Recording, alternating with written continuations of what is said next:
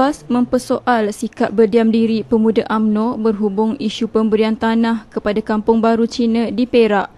Pengarah Pilihan Raya PAS Bukit Gantang, Ustaz Nasharuddin Mat Isa berkata, sedangkan sebelum ini pemuda UMNO pernah menuduh Menteri Besar Perak, Datuk Seri Muhammad Nizar Jamaluddin sebagai pengkhianat bangsa Melayu kerana memberi sejumlah hektar tanah kepada kaum Cina. Yang kita nak bangkitkan di sini adalah semalam kenyataan itu dibuat oleh Menteri. Sampai ke hari ini kita masih belum mendengar sebarang suara daripada pemuda UMNO.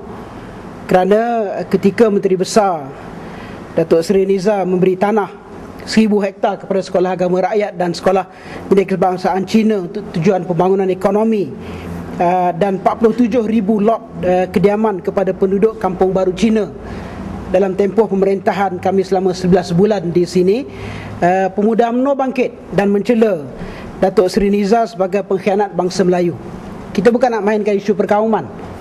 Kenapa ketika kerajaan negeri di bawah pimpinan Datuk Seri Nizar memberikan tanah kepada orang Cina, kepada sekolah agama rakyat, sekolah jenis kebangsaan Cina dianggap sebagai pengkhianat bangsa Melayu, sedangkan semalam kenyataan daripada Datuk Seri Ong Kah Chuan untuk memberikan pemberian tanah kepada Kampung Baru Cina, pemuda UMNO tidak respon. Adakah ini politik murahan pemuda UMNO khasnya dalam tempoh kempen ini? Dan kita ingin bertanyalah khasnya kepada pemimpin yang terbaru ini.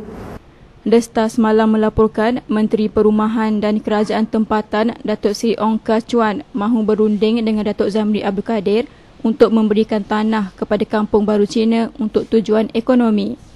Mengulas mengenai larangan menyentuh isu kaitan Datuk Seri Najib dengan kes pembunuhan Al-Tantuya Syaribu dalam kempen 3 pilihan raya kecil kali ini pula, beliau menyarankan Najib menyaman beberapa akhbar antarabangsa yang mengaitkan kes pembunuhan Al-Tantuya dengan dirinya jika benar beliau tidak terlibat dalam kes itu. Kita telah mencadangkan supaya Yang Mak Berhormat Perdana Menteri, Timbalan Perdana Menteri, belum jadi Perdana Menteri lagi lah, Timbalan Perdana Menteri menyaman, kerajaan menyaman surat khabar asing yang menyiarkan berita tentang penglibatan Datuk Seri Najib dalam kes Al-Tantuya supaya nama beliau dibersihkan. Kita heran tu, rakyat di bawah ni pun heran pasal apa tak saman. Kalau tak buat, kena saman ni surat khabar Perancis, surat khabar Korea, surat khabar Indonesia, India. Ini memalukan.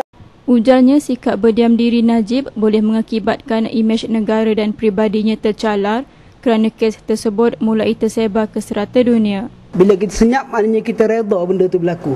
Maknanya tidak menafikan tuduhan yang dibuat itu, seolah-olah dia memberikan konsen kepada tuduhan yang telah dilakukan oleh beberapa buah surat khabar antarabangsa. Ini bukan utusan Malaysia. Memanglah tak ada standard utusan Malaysia ni. Ini bukan berita harian, ini bukan surat khabar tempatan. Kan ini adalah surat khabar antarabangsa yang mendedahkan kepada masyarakat umum. Isu ni telah dibaca sekarang ni di Perancis, di London, di New York, di Jakarta dan seluruhnya, yang dibaca oleh masyarakat dunia.